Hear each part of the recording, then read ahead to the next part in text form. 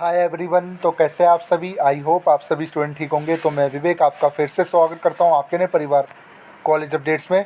तो देखिए, आज हम डिस्कस करेंगे एईसी हिंदी औपचारिक लेखन यानी हिंदी भी, जो कि सेकंड सेमेस्टर के ऑल यूजी कोर्सेज में ये जो हिंदी है प्रोवाइड की गई है। तो आज हम इसका इम्पोर्टेंट क्वेश्चन और एग्ज़ाम पैटर्न जानने की कोशिश करेंगे, और ऐसे क्वेश्चन जो आपके एग्ज़ाम में आपको डेफिनेटली देखने को मिलेंगे। तो वीडियो स्टार्ट करने से पहले अगर आप हमारे चैनल पर पहली बार आए तो चैनल को सब्सक्राइब कर ले, और मैं टेलीग्राम चैनल भी ज़रूर ज्वाइन कर ले, लिंक मैं डिस्क्रिप्शन बॉक्स में आपको दे चुका हूँ। तो स्टार्ट करते हैं वीडियो। तो किसी भी सब्जेक्ट का इंपॉर्टेंट क्वेश्चन जानने से पहले हमें बहुत ज़रूरी है कि उसका पहले हम सिलेबस जान लें। तो पहले देख लेते हैं AEC2 यानी हिंदी औपचारिक लेखन का सिलेबस क्या है। तो टोटल इसमें 2 यूनिट आपको देखने को मिलेगी, ठीक है ना। तो देख लेते हैं। पहली यूनिट का नाम है लेखन दक्षता का विकास, इकाई 1 में, जिसमें आप कार्यालयी हिंदी, व्यावसायिक हिंदी, टिप्पण और प्रारूपण, सामान्य परिचय, प्रतिवेदन और विज्ञापति महत्व, ये पढ़ोगे। फिर आपका इकाई 2 में पढ़ोगे औपचारिक लेखन के प्रकार, स्वयंव्रत लेखन, सूचना के अधिकार के लिए लेखन, कार्यालय व्यावसायिक पत्र लेखन, किसी व्यावसायिक कार्यक्रम के संदर्भ में प्रेस विज्ञप्ति तैयार करना। तो ठीक है, ये सारा आपका पूरा सिलेबस है हिंदी का, जिसे कहा गया औपचारिक हिंदी। ठीक है, तो वैसे औपचारिक हिंदी बहुत अच्छा सब्जेक्ट है, इसमें आप हिंदी बहुत बड़ा सब्जेक्ट है एक तरीके से। तो ज़रा देख लेते हैं इसके इम्पोर्टेंट क्वेश्चन। तो पहले चैप्टर का नाम है आपका इस हिंदी खा में लेखन दक्षता का विकास, जिसमें कार्यालयी हिंदी आप इकाई 1 में जो चैप्टर है, इसके इंपॉर्टेंट क्वेश्चन ज़रा नोट कर लीजिए। कौन कौन से क्वेश्चन आपको इसमें देखने को मिलेंगे। तो देखिए, इसमें जो इंपॉर्टेंट क्वेश्चन आपको देखने को मिलेंगे, पहला मिलेगा कार्यालयी हिंदी को परिभाषित कीजिए कि कार्यालयी हिंदी होती क्या है। देखिए, कार्यालयी हिंदी वो हिंदी होती है जो प्रशासनिक हिंदी होती है, मतलब जो कार्यालय जैसा काम होता है उसमें जो भी नोटिस वगैरह तैयार किए जाते हैं, उस हिंदी के बारे में बात हो रही है। ठीक है, क्वेश्चन नंबर 1 इंपॉर्टेंट है। फिर क्वेश्चन नंबर 2 इसमें इंपॉर्टेंट है, किस संवैधानिक प्रावधान के अंतर्गत कार्यालयी हिंदी के संबंध में विचार किया गया है। तो पहला और दूसरा इसमें इंपॉर्टेंट है, तीसरा इतना इंपॉर्टेंट नहीं है क्योंकि ये भिन्न करने के लिए कह रहा। तो जब आप इसकी परिभाषा पढ़ोगे ना, तो तीसरा अपने आप ही आप बना के लिख सकते हो। तो पहला और दूसरा इसमें इंपॉर्टेंट है, ठीक है। फिर आपका नेक्स्ट चैप्टर है व्यावसायिक हिंदी, जो व्यवसाय में यूज होती है, जो बिजनेस में हिंदी यूज होती है। इसके इंपॉर्टेंट क्वेश्चन आप देख लेते हैं चैप्टर के। तो इसमें इंपॉर्टेंट रहेगा आपका व्यावसायिक हिंदी को परिभाषित कीजिए। देखिए, आपको परिभाषा नहीं जानोगे तो आप उससे आगे कैसे पढ़ोगे। तो व्यावसायिक हिंदी को आपको परिभाषित आपको करना होगा, पहला इंपॉर्टेंट है। दूसरा, कार्यालयी हिंदी और व्यावसायिक हिंदी में अंतर क्या है। ये बहुत इंपॉर्टेंट क्वेश्चन है, पूछा जरूर जा सकता है, ठीक है। और उसके बाद आपका क्वेश्चन नंबर 4 इंपॉर्टेंट रहेगा। इसमें कार्यालयी हिंदी के क्षेत्राधिकार के समय राजभाषा अधिनियम 1976 में वर्णित राजभाषा संबंधी संवैधानिक प्रावधानों को स्पष्ट कीजिए। बाकी जो तीसरा क्वेश्चन है वो आप अपने आप लिख दोगे, जब आप उसको परिभाषा लिखोगे, जब अंतर स्पष्ट करोगे तो अपने आप अनुच्छेद के बारे में आप पढ़ लोगे, ठीक है, किस अनुच्छेद में बोला गया है विस्तार से आप बता पाओगे। तो इसमें इंपॉर्टेंट है पहला, तीसरा, चौथा, ठीक है। तो नहीं, पहला, एक मिनट, तीसरा नहीं है इतना, पहला, दूसरा, चौथा। तो नेक्स्ट आपका जो चैप्टर रहेगा वो टिप्पण का सामान्य परिचय। ये आपका एक चैप्टर है हिंदी खा का, औपचारिक हिंदी लेखन AEC का हिंदी जो है। इसके इंपॉर्टेंट क्वेश्चन ज़रा आप नोट कर लीजिए।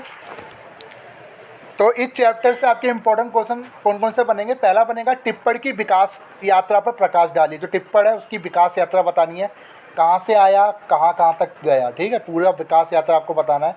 दूसरा इंपॉर्टेंट रहेगा टिप्पण लेखन की विधि की विशेषताओं को विस्तार से बताइए। ये बहुत इंपॉर्टेंट आपका रहेगा, ठीक है। और फिर इसमें आपका रहेगा, तो ये इतना इंपॉर्टेंट नहीं है, ये तो पहले से रिलेट कर रहा है, तो ठीक है, पहला और दूसरा, बस इससे ज़्यादा मत पढ़ना इसमें, ठीक है।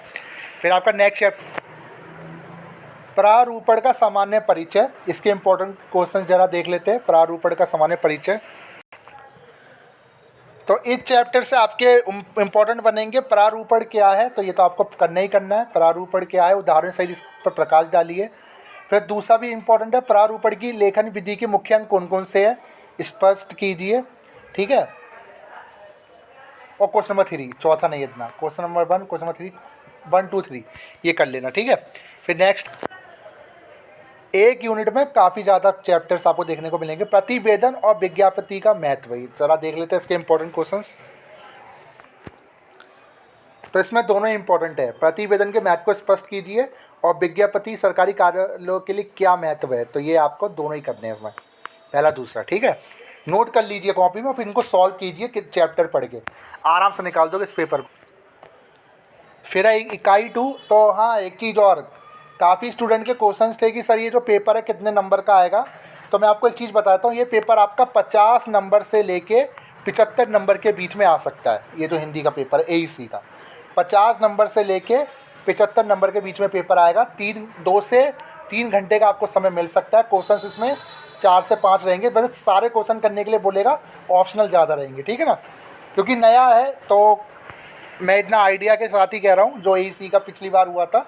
ठीक है ना, तो फिर इकाई 2 है आपका औपचारिक लेखन के प्रकार, जिसमें स्वव्रत लेखन, कितने प्रकार के औपचारिक लेखन होते हैं जरा नोट कर लीजिए इस चैप्टर के इंपॉर्टेंट क्वेश्चन। तो इसमें क्वेश्चन नंबर 1 इंपॉर्टेंट है, स्वव्रत किसे कहते हैं, उदाहरण सहित समझाइए। फिर आपका रहेगा स्वव्रत लेखन के समय किन किन बातों का ध्यान रखना चाहिए, क्वेश्चन नंबर 1 और 2। तीसरा आप क्वेश्चन नंबर 2 से रिलेट कर सकते हो, जब आप किन किन बातों का ध्यान रखोगे तो उसमें महत्व भी आप जरूर जोड़ोगे। ठीक है, तो जब आप पहला दूसरा पढ़ लोगे, जब आप उसको परिभाषित कर लोगे, तो तीसरा तो आप आराम से ही लिख दोगे। तीसरा यानी इन दोनों का ही निकाला गया एक छोटा सा एक क्वेश्चन है, तो यानी इंपॉर्टेंट है पहला और दूसरा। तीसरा इतना इंपॉर्टेंट नहीं है, पूछा गया तो अगर आप पहला दूसरा करके जाए तो तीसरे को आप बना के लिख सकते हो आराम से। ठीक है, नेक्स्ट क्वेश्चन है आप जो चैप्टर है सूचना के अधिकार के लिए लेखन। चलो देख लेते हैं इसके इंपॉर्टेंट क्वेश्चंस। तो इसमें जो इंपॉर्टेंट रहेगा, सूचना का अधिकार अधिनियम 2002 भारतीय नागरिकों को क्या अधिकार प्रदान करता है। ठीक है, देखिए सूचना का अधिकार क्या है आपको पता है, RTI। जी हाँ, ये RTI की बात हो रही है, सूचना का अधिकार 2002। ठीक है, तो क्वेश्चन नंबर 1 इसमें इंपॉर्टेंट है। क्वेश्चन नंबर 3 एक तरीके से पूछा गया है, सूचना का अधिकार अधिनियम 2002 की आवश्यकता क्यों पड़ी। तो RTI की आवश्यकता, राइट टू इन्फॉर्मेशन की हमें ज़रूरत क्यों पड़ी, क्योंकि हम इससे आसानी के साथ पता लगा सकते हैं। जैसे मान लीजिए कल को आपकी डिग्री नहीं आई आपके घर में, ठीक है, वो कहीं फंस चुकी है, दिल्ली विश्वविद्यालय वाले कह रहे हैं, कॉलेज वाले कह रहे हैं कि हमें नहीं पता आपकी डिग्री कहाँ है, तो आप क्या करोगे, आप राइट टू इन्फॉर्मेशन के तहत अपनी एक फाइल सबमिट करोगे, एक एप्लीकेशन लगाओगे, उससे पूरा का पूरा राइट टू इन्फॉर्मेशन आपको मिल जाएगी कि आपकी डिग्री क्या डिस्पैच हुई है, कहाँ गई है। तो इसकी हमें ज़रूरत क्यों पड़ी, ये बहुत इंपॉर्टेंट है, आप बना के लिख सकते हो। तो पहला इसमें इंपॉर्टेंट रहेगा क्या क्या अधिकार प्रदान करता है, और दूसरा इसमें रहेगा इंपॉर्टेंट, तीसरा आपके बिहाफ पे अगर पूछा जाता है तो लिख देना। पहला दूसरा इसमें इंपॉर्टेंट है। दूसरा क्वेश्चन है सूचना का अधिकार अधिनियम 2002 में तीसरे पक्ष की सूचना को प्राप्त करने के लिए क्या क्या प्रावधान है। ठीक है, पहला दूसरा इसमें इंपॉर्टेंट है, पढ़ लेना चैप्टर, इनको सॉल्व कर लेना। फिर नेक्स्ट आपका चैप्टर है कार्यालय पत्र लेखन। इसके इंपॉर्टेंट क्वेश्चन जरा देख लेते हैं, ये ऑल UG कोर्सेज के लिए मैं बता रहा हूँ, AEC हिंदी भी। तो इसमें इंपॉर्टेंट आपका रहेगा क्वेश्चन नंबर 1, कार्यालय पत्र के प्रारूप को स्पष्ट कीजिए, कितने तरह के इसके रूप होते हैं। ठीक है, फिर क्वेश्चन नंबर 2 इसमें इंपॉर्टेंट रहेगा कार्यालय पत्र और सामान्य पत्र में अंतर स्पष्ट कीजिए। ठीक है, फिर आपका इसमें इंपॉर्टेंट रहेगा, देखिए मैं आपको एक चीज़ बताना चाहूँगा, सिंपल सी बात है, तो इसमें आप चारों ही करके जाना, क्योंकि चारों ही अलग अलग टॉपिक्स के ऊपर है। क्योंकि देखिए हम कार्यालय पत्र पढ़ेंगे, उसका सामान्य पत्र के साथ उसका अंतर स्पष्ट करने को लेकर भी आ सकता है। तीसरा क्वेश्चन है अर्ध सरकारी पत्र क्या है, इसका भी आपको पढ़ना होगा। फिर ये कह देगा अर्ध सरकारी और सरकारी में क्या अंतर है, यानी इसमें सारे चारों के चारों इंपॉर्टेंट है। ये चारों क्वेश्चन आपको करके जाने, ठीक है, इंपॉर्टेंट है, नोट कर लीजिए। फिर नेक्स्ट चैप्टर है व्यावसायिक पत्र लेखन। चलो देख लेते हैं इसके इंपॉर्टेंट क्वेश्चंस। तो इस चैप्टर के आपके इंपॉर्टेंट क्वेश्चन रहेंगे, पहला व्यावसायिक पत्र लेखन से आप क्या समझते हैं, पहले तो उसकी परिभाषा आपको करनी होगी, उसकी विशेषता पढ़ लेना पहला। दूसरा इसमें इंपॉर्टेंट रहेगा उसके प्रकार कितने होते हैं, ये भी इंपॉर्टेंट है। ठीक है, और ये पांचवा जो क्वेश्चन है ना, ये थोड़ा सा आपसे रिलेट करके पूछेगा, कार्यालयों में व्यवहारिक कार्य के विभिन्न पक्षों में संक्षेप, नहीं ये नहीं है, इतना नहीं पूछेगा। पहला दूसरा तीसरा ये इंपॉर्टेंट है, चौथा पांचवा नहीं आने के चांसेस कम है। पहला दूसरा तीसरा कर लेना है, चौथा पांचवा अगर बाई चांस अगर आता है, बाई चांस, तो आप बना के लिख सकते हो जब आप इसकी परिभाषा, प्रकार और विशेषता जान जाओगे। तो इंपॉर्टेंट रहेगा पहला दूसरा तीसरा। फिर आपका नेक्स्ट क्वेश्चन चैप्टर 5, किसी व्यावसायिक कार्यक्रम की प्रेस विज्ञप्ति, जरा देख लेते हैं। विज्ञप्ति मतलब विज्ञापन, ठीक है ना, तो जरा देखते हैं इसके इंपॉर्टेंट क्वेश्चन। तो इसमें इंपॉर्टेंट रहेंगे आपका क्वेश्चन नंबर 1, प्रेस विज्ञापति को परिभाषित कीजिए। ठीक है, ये बहुत इंपॉर्टेंट है। और एक रहेगा प्रेस विज्ञापति के महत्व पर प्रकाश डालिए। जो दूसरा क्वेश्चन है क्या पूछा है, देखिए, किन्हीं दो व्यावसायिक कंपनियों के बीच व्यावहारिक उद्देश्य से हुए समझौते के लिए प्रेस विज्ञापति तैयार कीजिए। तो ये देखिए प्रैक्टिकल पूछा गया आपसे। जब पहला दूसरा पढ़ लोगे ना, पहला दूसरा तभी सॉल्व कर पाओगे जब आप चैप्टर पढ़ोगे।